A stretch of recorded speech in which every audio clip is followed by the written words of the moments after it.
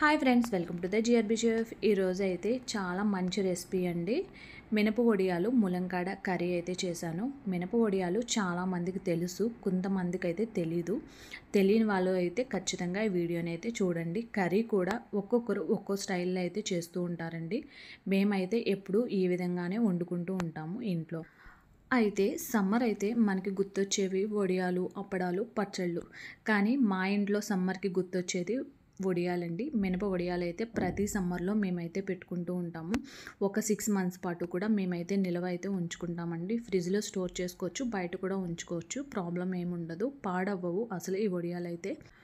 మరి మన GRB chef ఛానల్లో అయితే ఏదో ఒక కొత్త ఐటెం ఉండాలి కదా, అందుకనే ఈరోజు అయితే ఈ మినప వడియాలు కర్రీ ఎలా చేయాలి ఏంటి అనేది మీకైతే చెప్దామని నేనైతే వీడియో అయితే తీసానండి. ప్రాసెస్ అయితే చూద్దాము. ఫస్ట్గా అయితే ఒక ప్యాన్ పెట్టుకొని ఒక 2 స్పూన్స్ వరకు ఆయిల్ అయితే వేసుకోండి. ఆయిల్ హీట్ అయిన తర్వాత వడియాలు అయితే వేయించుకుందాము. ఈ వడియాలను వేయించుకునేటప్పుడు స్టవ్ హైలో పెట్టి కంటిన్యూస్గా కలుపుతూ ఉండాలండి. అలా కలపకపోతే వడియాలు అయితే మొత్తం ఆయిల్ అంతా కూడా అబ్జర్వ్ చేసుకుని కర్రీ అనేది చాలా చప్పదనం అనేది వస్తుంది. ఇక్కడ కంటిన్యూస్గా కలుపుతూనే ఉండాలి. చూసారు కదా, ఇలా రెడ్ కలర్ వచ్చే వరకు కూడా మనమైతే వడియాలు ఫ్రై చేసుకోవాలి. వడియాలు అయితే ఫ్రై అయ్యాయి కాబట్టి తీసి ఒక బౌల్లో అయితే వేసుకుందాము.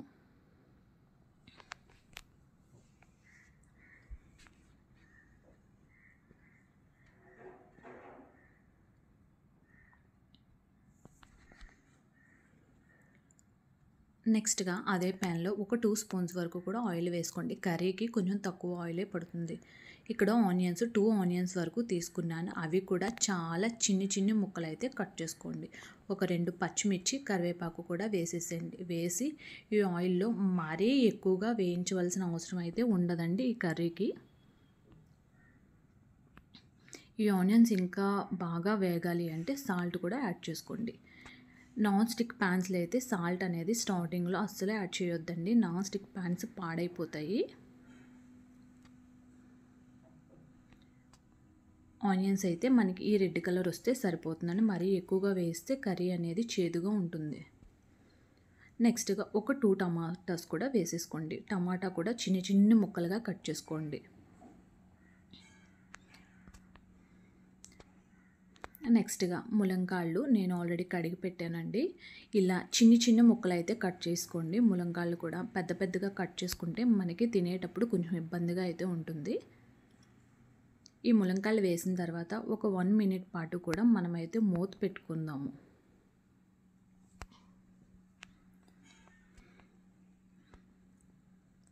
వన్ మినిట్ తర్వాత ములంకాడ అనేది మనకి ఆవిరికి కొంచెం వరకు అయితే ఉడుకుతుందండి. ఇంకా పూర్తిగా అయితే ములంకాడ ఉడకలేదు. ఇప్పుడు మనం సరిపడినంత కారం అయితే వేసుకుందాము. ఇక్కడ నేను 2 స్పూన్స్ వరకు కూడా కారం అయితే వేసుకున్నాను. కారం వేసిన తర్వాత బాగా కలుపుకుందాం. నెక్స్ట్గా వాటర్ అనేది కొంచెం ఎక్కువగానే పడుతుందండి కర్రీకి. ఎందుకంటే వడియాలు అనేది ఈ వాటర్ని మొత్తం అంతా కూడా అబ్జర్వ్ చేస్తుందండి. కర్రీ మీకు లాస్ట్లో చూపిస్తాను, అసలు వాటరే ఉండదు.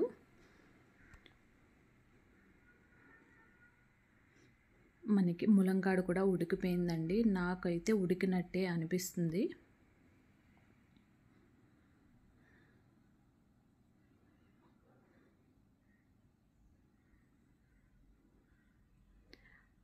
మనకి ములంకాడ కూడా ఉడికిపోయింది కాబట్టి మనం ఫ్రై చేసి పెట్టుకున్న వడియాలు కూడా వేసేసేయండి. వేసిన తర్వాత మొత్తం అంతా కూడా ఒకసారి అయితే కలుపుకుందాము. చూడండి ఎంత వాటర్ ఉందో. నెక్స్ట్గా ఇక్కడ నేను మామిడికాయ కూడా వాడానండి. అంటే మనకి కర్రీ కొంచెం టేస్ట్ బాగుంటుంది అని చెప్పి నేను మీకు లాస్ట్ వీడియోస్లో కూడా చెప్పాను. మామిడికాయని ఎప్పుడు ఇలా కట్ చేసి ఫ్రిడ్జ్లో స్టోర్ చేసుకుంటే మనకి అస్తమాటు కట్ చేసుకోవాల్సిన అవసరం ఉండదు అని నేనైతే ఇలా కట్ చేసి పెట్టానండి. మామిడికాయ పైన వేసి అలా మూత అయితే పెట్టేసేయండి.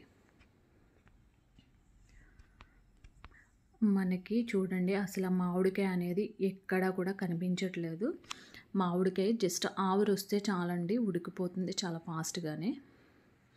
చూడండి వాటర్ చాలా ఎక్కువగా వేసాం కదా, అయినా సరే మనకి వాటర్ అనేది అస్సలు కనిపించట్లేదు.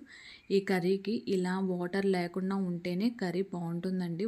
వాటర్గా ఉంటే కర్రీ అనేది అస్సలు తినలేము. మనకైతే ములంకాడ వడియాల కర్రీ అయితే రెడీ అయిపోయిందండి.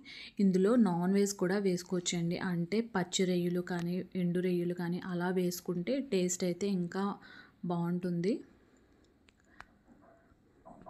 చూసారు కదా మరి.